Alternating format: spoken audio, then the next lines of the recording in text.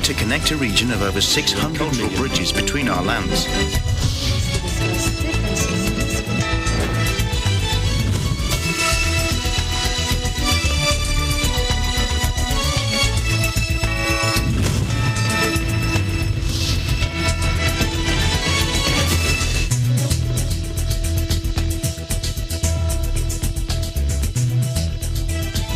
Hello, I'm Alma Angeles. Welcome to ASEAN in Focus. We're coming to you live from Manila in Vietnam. Hello, Eliana. Hi, I'm Eliana Sebastian from EBC Vietnam Bureau, giving you the news in the dynamic ASEAN region. On today's headlines, President Duterte said some government projects would be among the sources of the 10 billion peso he pledged to raise for Typhoon Odette victims. The death toll from Malaysia's worst floods in years rose to 37.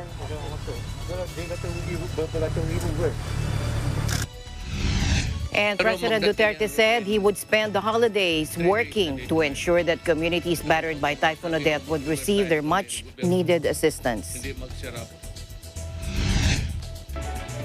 INC holds aid to humanity in typhoon-hit provinces. Sa pagkuha lang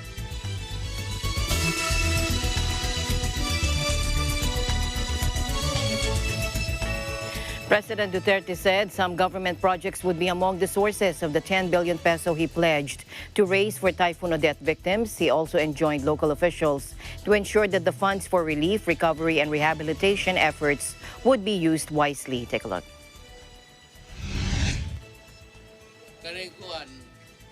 Na ay kwartang akong nakita. Gabi sige magtrabaho kay kanang mga proyekto sa gobyerno gipangkaltasan ako. Unya na ako'y ikahatag para lang ni sa dili ni infrastructure. Apel siguro matagaan mo tag 50 mil ang usa.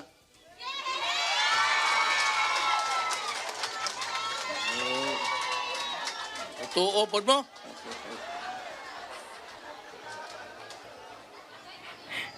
Pila, 40 mil siguro sakto na na.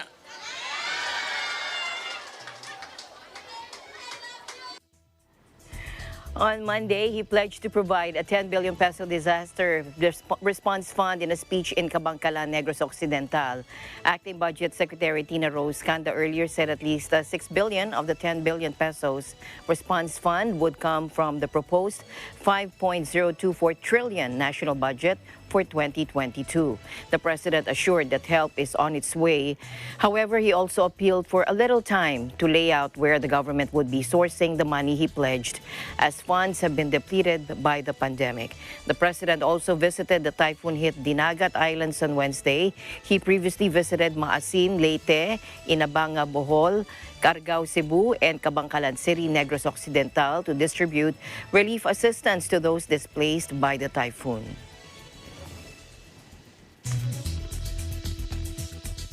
The Philippine Navy said the BRP Ang Pangulo or ACS-25, which was repurposed into a floating hospital, has finally arrived in Siargao Islands, Surigao del Norte, on December 22, bringing essential relief items, essential goods, and construction materials for the recovery and rehabilitation of communities ravaged by Typhoon Odette. Let's take a look. The now repurposed 10-bed floating hospital ship ACS-25 departed Manila on December 19, carrying thousands of relief goods and other essential items intended for the Odette-affected populace in Mindanao.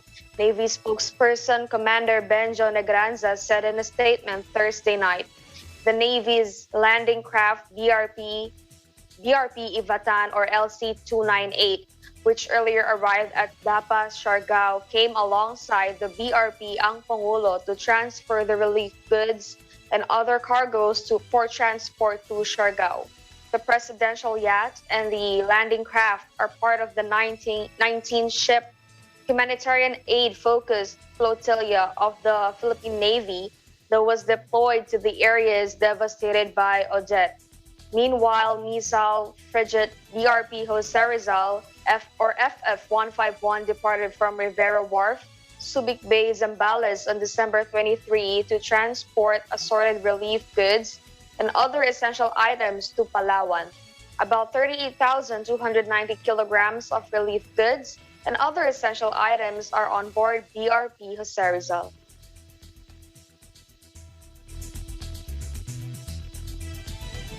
In a related news, His Excellency Ilan Flass, Ambassador of the State of Israel, personally flew to Cebu on December 22 to deliver 4 sets of solar-powered energy items and to turn over rice, food items, and hygiene items to Mayor Samsam Gulas of the Talisay Local Government Unit and to Governor Gwendolyn Garcia of the Provincial Office of Cebu. His Excellency Ambassador Flass personally requested Governor Garcia to assist in sending out the relief goods to hard-hit and inaccessible communities to the province of Cebu. Also joined by the ambassador was Mr. Yoray Ofek, President of the Israeli Chamber of Commerce of the Philippines, who also contributed to the donation of rice to the Talisay LGU, and Miss Emily Chioson, Honorary Consul of Israel in Cebu. Simultaneous to the relief operations of the ambassador, the Deputy Chief of Mission, Mr. Nir Balzam, flew to Bohol to deliver the same equipment, food packs, and a NILF portable water purifier. He was met by Governor Arthur Yap to receive the relief items. Ambassador Flass said, quote, "The state of Israel and the people of Israel are saddened by the damages caused to human life, property, and resources by the typhoon.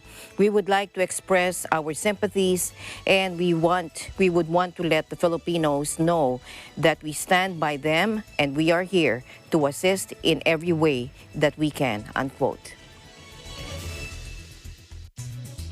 The death toll from Malaysia's worst floods in years rose to 37 today as a cleanup operation gathered pace and residents assessed the damage unleashed by the disaster. Days of torrential rain caused rivers to overflow at the weekend, swamping cities, cutting off major roads, and forcing tens of thousands of people to flee their homes. Selangor, Malaysia's most densely populated and wealthiest state, encircling the capital Kuala Lumpur, has been one of the worst hit areas. Many in its flood-hit state capital, Shah Alam, were left stranded in their homes with barely any food for days before being evacuated on boats in a chaotic rescue operation. Bloomberg reports the authorities have been criticized by the public and lawmakers for their slow response, with some people trapped by flood waters for more than 2 days before being rescued, particularly in Selangor, the country's wealthiest and most populous region. The Prime Minister on Tuesday acknowledged weaknesses in coordinating the response by federal security agencies, according to a broadcast on the state-run news channel Bernama TV. Floodwaters have been slowly receding, and authorities said the process would speed up after a broken sluice gate, which controls the flow of water into a nearby river, was repaired.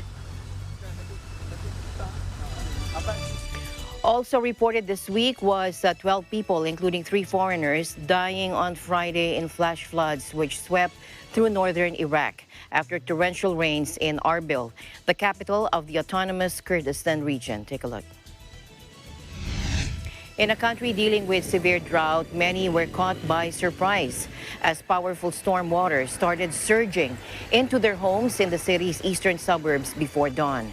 Provincial Governor Omid Koshnau said a 10-month-old baby, a Turk, and 2 Filipino nationals were among the 12 people killed. Iraq has been hit by a succession of extreme weather events. It has also endured blistering temperatures and repeated droughts in recent years, but has also experienced intense floods made worse when torrential rain falls on sun-baked earth. Experts have warned that record low rainfall, compounded by climate change, are threatening social and economic disaster in war-scarred Iraq. The effects of low rainfall have been exacerbated by falling water levels on the Tigris and Euphrates rivers as a result of dam building in neighboring Turkey and Iran, Sama Hamid or Sama Hadid of the Norwegian Refugee Council has said.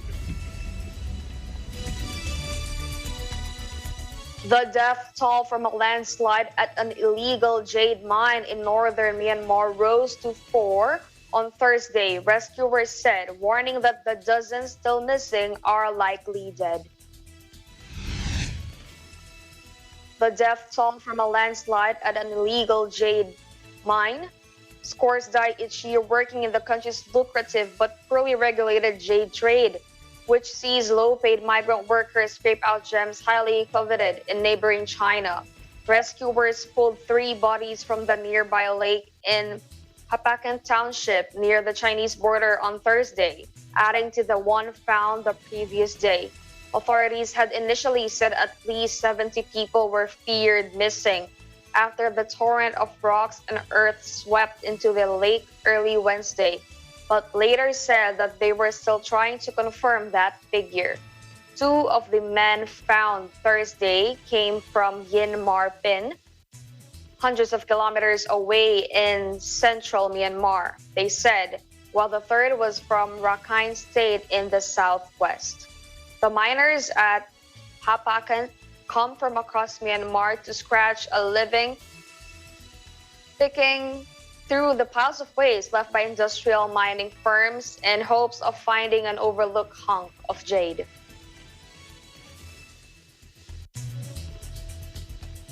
And back here in the country, President Duterte said he would spend the holidays working to ensure that communities battered by Typhoon Odette would receive their much-needed assistance. The president said the government would work overtime, noting that it is the least he could do to help his fellow Filipinos at this time of crisis. Take a look. Pero magdating yan within 3 days na dito na yan. Kapag sabi ko mag-overtime kami, ang gobyerno, hindi mag-serap. Sabi ko magsakripisyo na muna tayo. Total, ibigay natin sa tao. Yun lang naman ang maibigay ko sa personal. So tatrabaho kami, pati ang military, pati ang pulis. Stay put sila at para namang wala masyadong gulo, ang pulis ang depende kung kulang, wala, military, police, ang pagpatakbo ng linya. Hindi sa, wala akong kumpiyansa sa tao.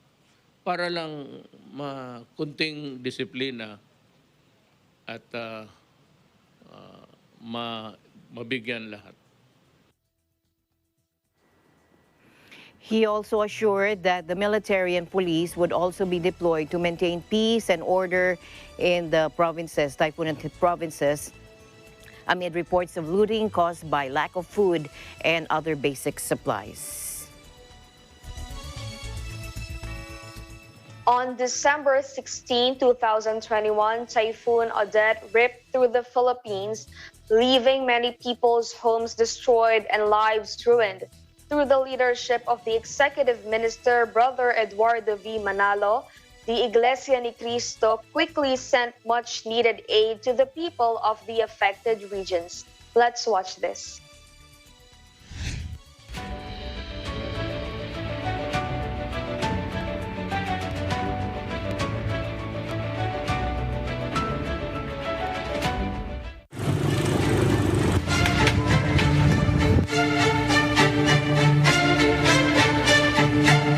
Sa pagkuha namin ng mga prime commodities, pagkain, tubig, kailangan namin gumamit ng service kasi napakalayo yung kukunan namin ng tubig.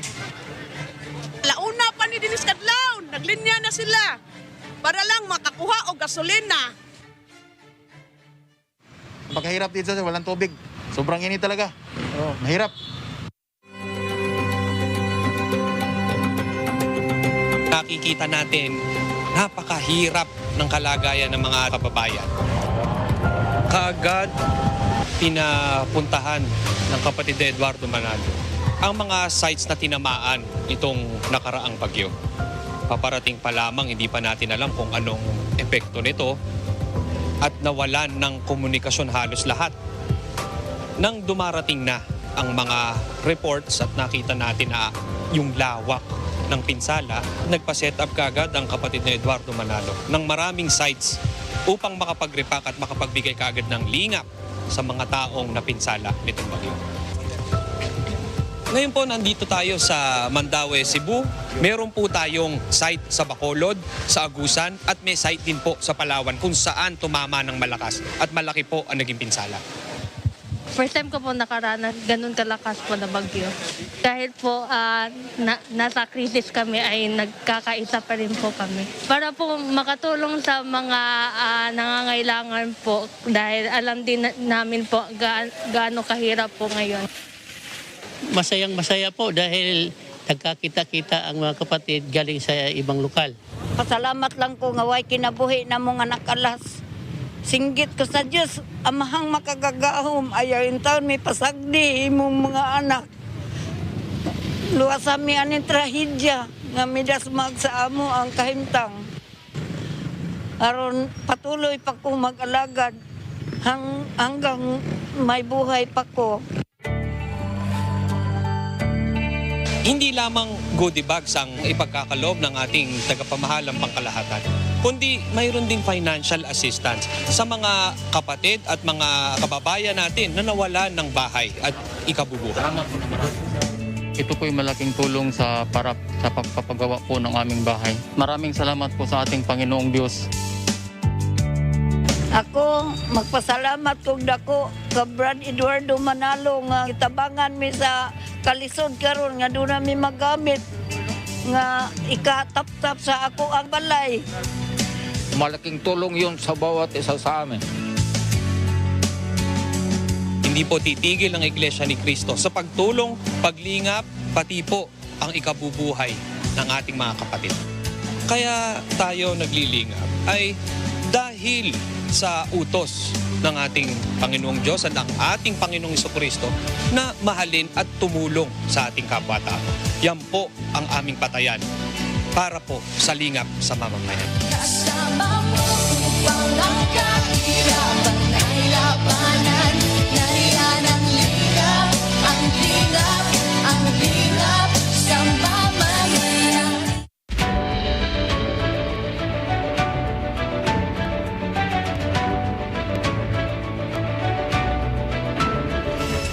And the news continues here on ASEAN in Focus. Eliana and I will be back right after this break.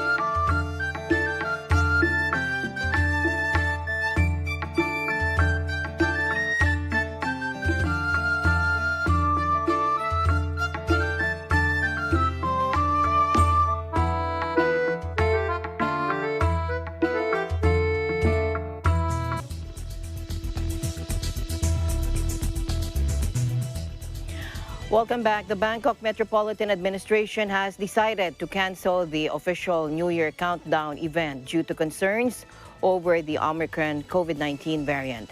According to the Thai PBS World, the cancellation authority said that this is in line with the World Health Organization's appeal for the cancellation of New Year festivities worldwide.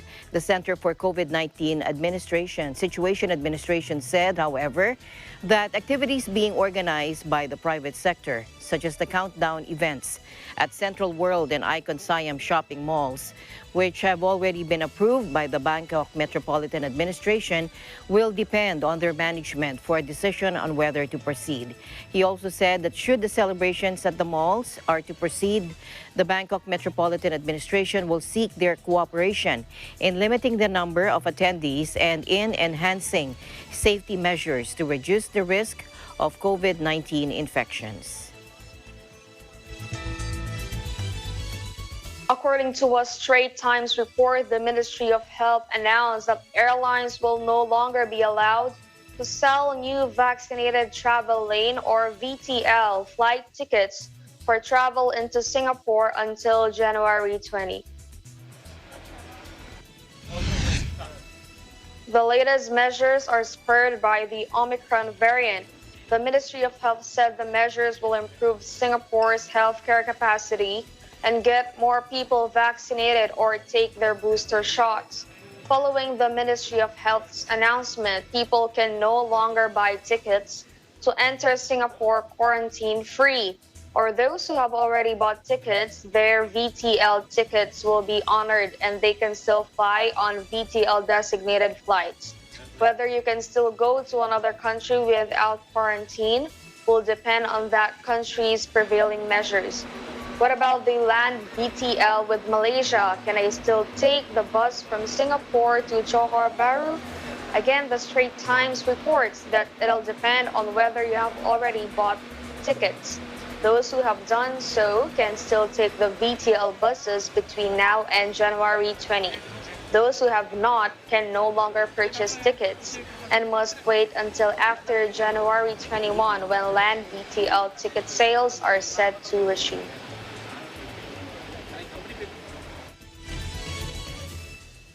Laos has announced plans to partially reopen to foreign travelers in the new year, throwing a lifeline to the tourism industry after borders were sealed for more than 18 months to keep out COVID-19.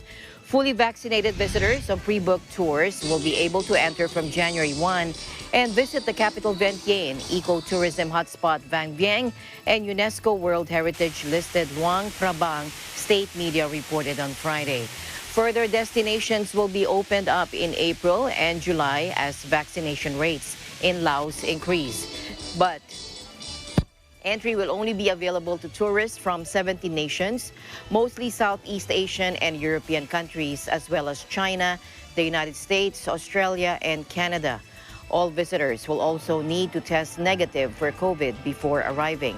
The reclusive communist nation this month opened the $6 billion Beijing-built railway that connects its capital to the southwestern Chinese city of Kunming. And health authorities are now rushing to deliver COVID booster shots to people living in tourist spots along the train line in anticipation of an influx of travelers. Laos was receiving about 4.7 million foreign tourists each year before the pandemic. But COVID-19 led to an 80% downturn in international visitor numbers in 2020, with the economy in the doldrums despite very few coronavirus cases in Laos in the early stages of the pandemic. Economic growth declined to 0.4% in 2020, the lowest in 3 decades, according to the World Bank. Food and Drug Administration, or FDA, Director General Eric Domingos said Thursday the government has issued an emergency use authorization for the Pfizer-BioNTech vaccine against the COVID-19 to be used among children aged 5 years to 11 years. In a televised public briefing, Domingo noted that the EUA is being granted today. Let's listen in. So ito pong produkto niya ito ay nakalagay po siya ang Pfizer po, minsan iba-ibang brand po, no? meron pong tozinameran, depende po kung saan bansa magagaling, or yung pong Comirnaty. Hindi po siya kapareho noong dosage nung binibigay sa adult. Ito po ay mas mababang dosage at hindi lamang po yon, yung concentration din po ng vaccine ay mas mababa din po, no, kaysa doon sa ginagamit sa adults ngayon. So yung pong bakuna na ginagamit sa mga adults at saka sa 12 to 17, 12 pataas, ay hindi po yon ang gagamitin sa mga bata. And knowing this, actually last week pa po, sinabihan na namin, no, ang ating task force, sila Secretary Galvez at ang Department of Health Secretary Duque, na ibang vaccine po itong gagamitin ng 5 to 11 sa mga bata, so they will have to order and procure this separately. Yun pong mga present doses po natin na nandito ngayon ay pang-adults po yun at maaaring gamitin sa 12 to 17. Pero sa 5 to 11, ibang bakuna po yung gagamitin. The government has yet to schedule the vaccination of children aged 5 years to 11 years against COVID-19. The inoculation of children aged 12 years to 17 years began in late October, while the administration of booster shots for fully vaccinated adults began first week of December.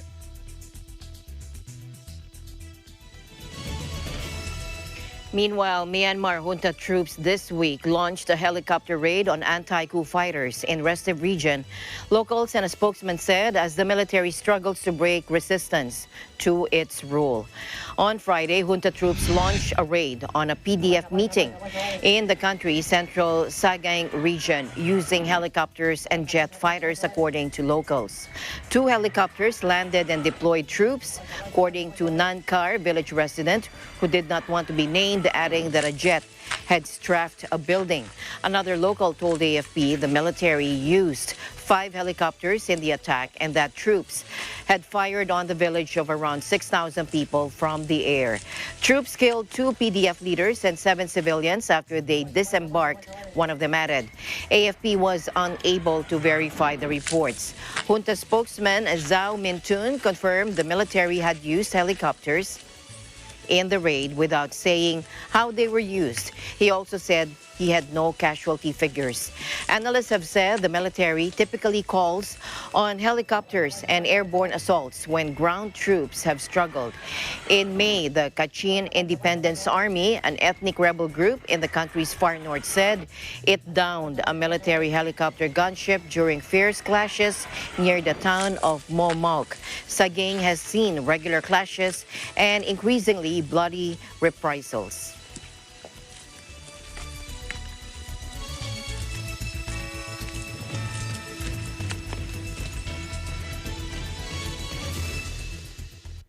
ASEAN in Focus will be back.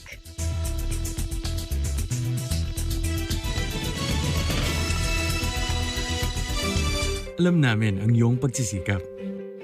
Dama namin ang iyong mga sakripisyo. Kita namin ang pagharap mo sa bawat pagsubok.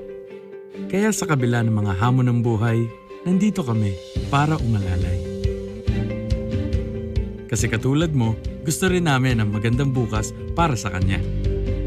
Hatid namin ang dekalidad na edukasyon at makabagong pasilidad sa abot kayang halaga. Kaya huwag ka na mangamba. Sasamahan ka namin tuparin ang mga pangarap niya.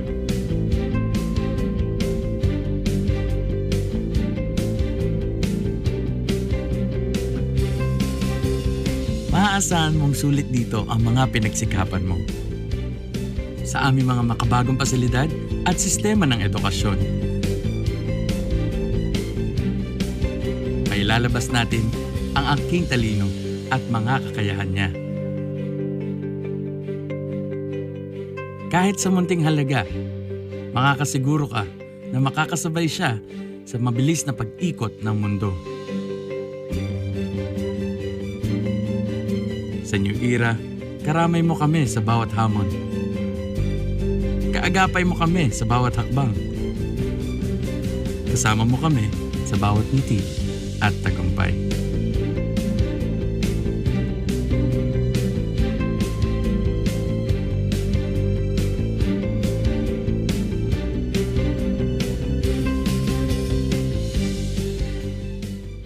Ibang klase ang kainang Pinoy. Masarap Filipino food. Ayoko na, busog na ako. Sarap kumain. Ingat lang dito. Pwede niyong pahatin yung cake. Apretada yan. Nanginsulto ka ba? Imagination. Bakit kaya ganun yung tawa ko?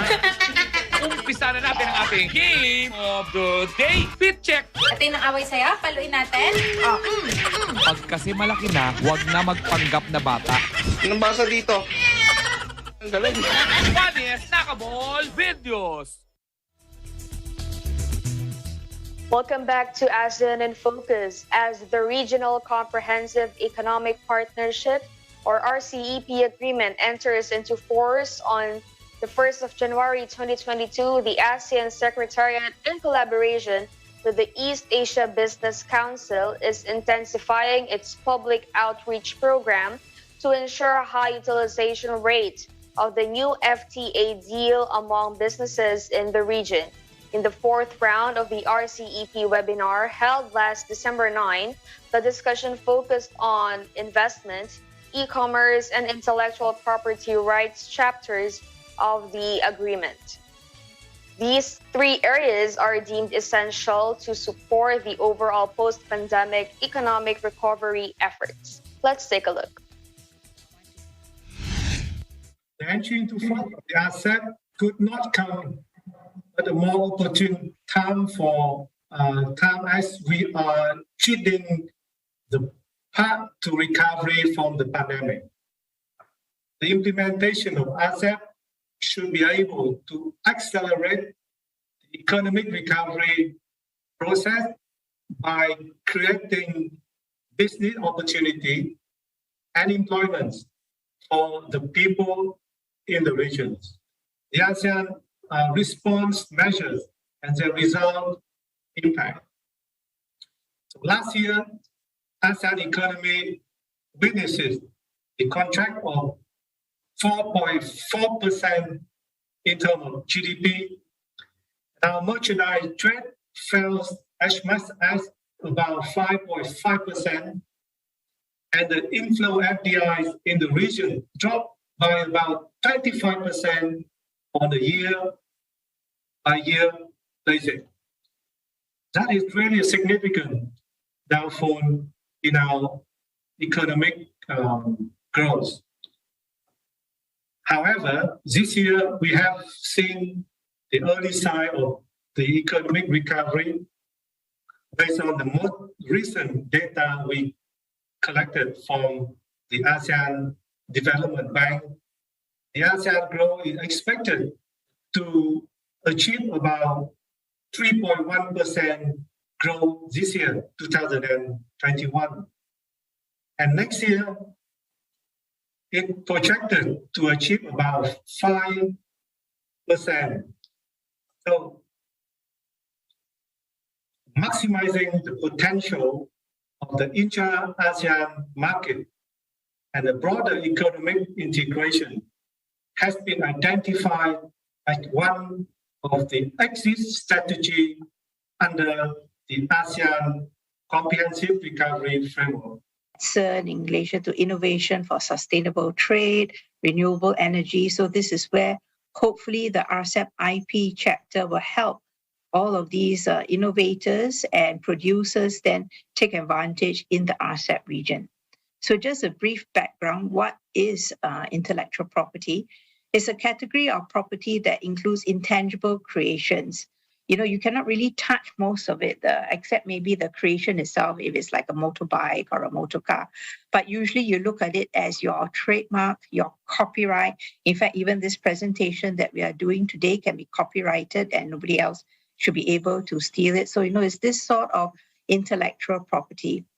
It has an economic value because it enables people to earn recognition or financial benefit from what they have invented. And so the trick about having an IP chapter is how do you balance this financial gain between what is the wider public interest? So there are actually two key areas for IP, economic and social, where you support investment in innovation and R&D activities, the new phones, solar panels, things like that, which, you know, you're encouraging pharma, especially now with COVID, all the test kits and everything that's coming out, all will be, being protected by your patent. And then the brand that's related to that, because there's a reputational aspect. And the creativity, during COVID, we have also seen a lot more creativity digital-wise, so many things are there. So how is that protected as you go forward, because you don't really want other people to steal your creativity as well. And then the social political aspect is finding a balance between the rights holder and the consumer. So for example, there's a lot of discussion on pharmaceutical patents. Pharmaceutical patents could make it very expensive for us to get the right price for the drugs that we need now to combat COVID. So, how do you find that balance? What sort of exceptions do you give? You also have issues on agriculture. Many countries have a socio-political interest in protecting their green lung, all the forests and everything. And so as you do that, and people want to come and, say that, but maybe this plant is very good in having a medical protection, so I want to patent it. So how do you find a balance so that your original inhabitants can still use the product, and yet the innovators can also be protected? So there's a lot of debate these days, especially on this socio-political nexus, because many people, unfortunately, have seen IP in a negative light. They equate it to big business, taking away the rights from people, but this is not really the case. IP actually protects the small business much more than the big, because you are there starting fresh. You don't want anyone to steal your idea, services.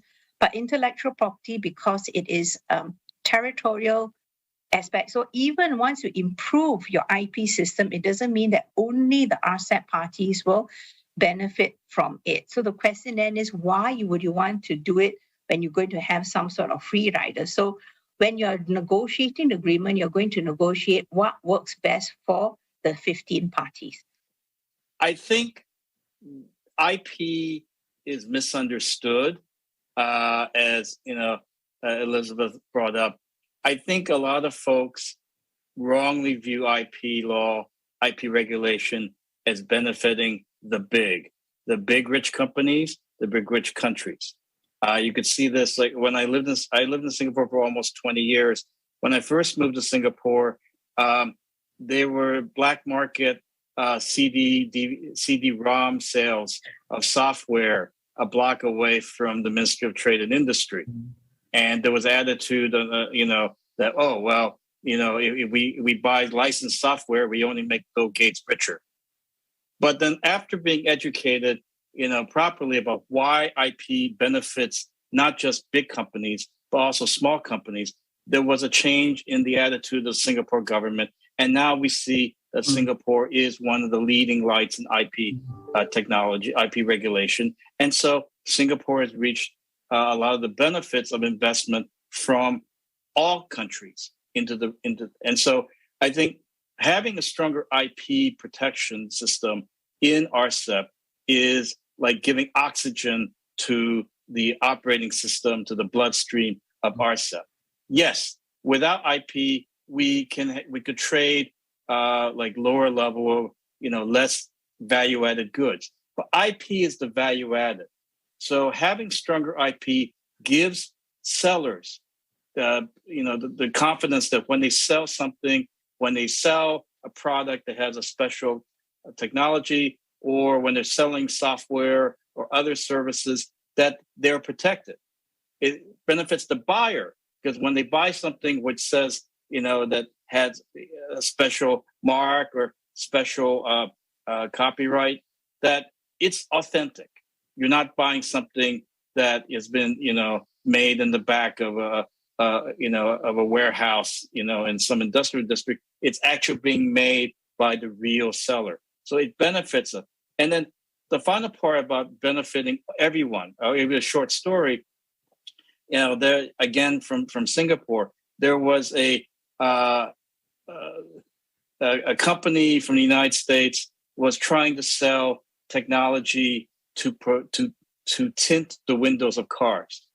Okay, they had the technology, and they went around to several stops around Singapore with a taxi driver, and they would discussed, the two guys from America would discuss this and what the technology involved. And after 4 or 5 stops, they didn't have anyone interested. So at the end of the trip, the taxi driver then asked, wow, you sound like you have a great product. Why don't you sell me the right to make this product in Singapore? Now that company is called VCool, and the taxi driver and his family is very, very wealthy. So that's a sign of how IP can benefit not just big companies, but also small companies. And so that's why IP in the RCEP agreement is very important, because it gives confidence to all parties involved in the transaction that their value added will be protected.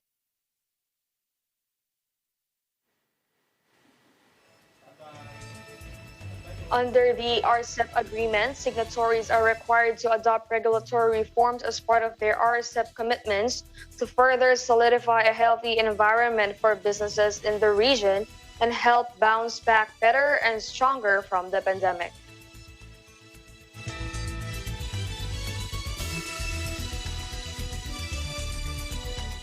In other news, the Talarak Foundation Incorporated, or TFI, a shelter for endangered West Visayan wildlife, has appealed for urgent assistance to rebuild its conservation center in Cabangcalan City that was devastated by Typhoon Odette last week. In a Facebook post on Thursday, the TFI, which has 2 captive breeding centers in Negros Occidental, the Negros Forest Park in the city, and the Cabangcalan-based Feather Park, sought monetary in-kind donations to rescue the animals left and to support its keepers and staff. According to the TFI, Feather Park, the breeding center that houses the majority of most endangered birds, was destroyed by strong winds and floods.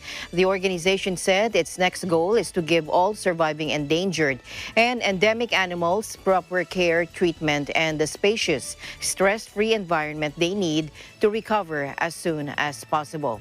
Its most critical residents from Feather Park were the first to be safely evacuated and are currently taking refuge at the Negros Forest Park and Bayawan Nature Reserve in Negros Oriental.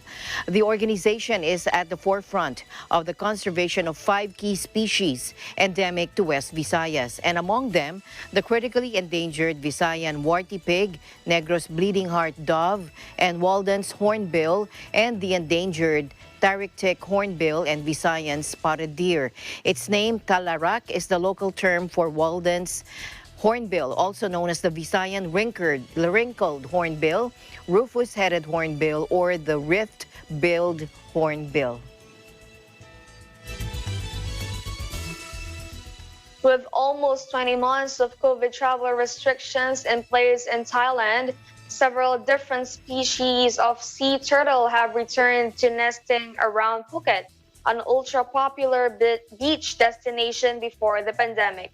At the moment, scientists and local authorities are on high alert for nesting season, which runs until February. Let's take a look. คือถ้าเกิดว่าตอนนี้เราดูแลเต่าอยู่ประมาณ58 ตัวค่ะทั้งหมดเนี่ยมีอาการป่วยนะคะแล้วก็ได้รับมาจากการเกยตื้นเป็นส่วนใหญ่ซึ่งสาเหตุหลักๆของการเกยตื้นเนี่ยมาจากกรณีของการได้รับผลกระทบจากกรณีของขยะทะเลนะคะแล้วก็กรณีของการป่วยตามธรรมชาติรวมถึงอาจจะเกิดจากการติดเครื่องมือประมวลเอ็กซเรย์ตรวจรู้ความผิดปกติของภายในนะคะแล้วก็หลังจากนั้นก็จะมีการดูแลให้ยาตามอาการของเขาว่าตัวไหนมีอาการป่วยยังไงนะคะขึ้นอยู่กับแต่ละตัวไปถ้าอย่างกรณีที่เราเจอว่ากรณีที่เกิดการพันยึดกับแขนแล้วก็แขนขาดอะไรอย่างเงี้ยก็จะมีการผ่าตัดเอาส่วนของความผิดปกติตรงนั้นออกไป 70 years ago we used to have more than 2,400 nests a year compared to nowadays we have only 300 to 400 nests a year so it's already declined more than 80%. In the past, we used to allow people to consume the eggs, turtle eggs. So, and then because of the fishery problem, some of the animals entangled to the net, some was caused coincidentally. So that's why we have a lesser amount of nesting of sea turtle in Thailand. Some leatherback coming back for the first time in 5 years, starting increasing from 3 nests to 16 and to 18 nests. So you see, when the beach getting more clean, no human activity, these animals have more chance to come back. In Thailand, as in many other countries, the marine animals' future is threatened by global warming, which harms coral reefs and increases temperatures of waters. The hotter conditions could in turn disrupt turtle species populations. Studies have shown that warmer sands where they nest leads to more female hatchlings relative to males. But pollution is also a problem. At the moment, plastic and discarded fishing lines and nets remain the primary cause of disease and death. Illegally possessing or selling leatherback turtle eggs is now punishable by 3 to 15 years in prison and carries fines of up to $50,000. Some marine protection NGOs are also financially rewarding locals who report a nest, while technology like microchipping a turtle also plays a part in long-term monitoring.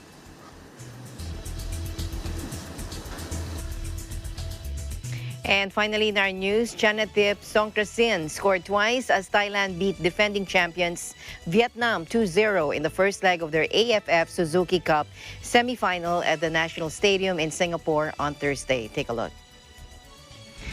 The Thai skipper capitalized on a defensive error to give the 5-time winners the lead after 14 minutes. Nguyen Pong Hoi Dui slipped as he attempted to cut off a pass, allowing Chanatip to race through and clip the ball past Tran Nguyen Man. 9 minutes after his fortunate opener, he added a sublime second. Chanatip exchanged a series of quick passes with Teerasil Dangda and Sarak Yuyan to carve open the Vietnamese defense before coolly slotting home from the edge of the box. Vietnam, who had not conceded a goal in their 4 group games, hit the woodwork twice. Vietnam will now look to turn things around in the second leg on Sunday to be played at the same venue. The winners will meet Indonesia or host Singapore in the finals next week.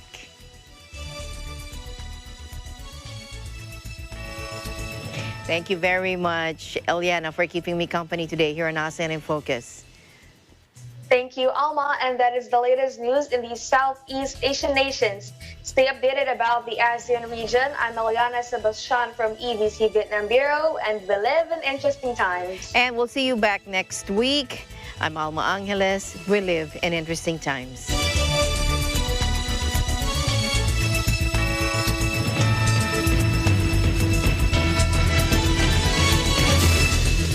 Napapansin ba ninyo lumiliwanag ang mundo pag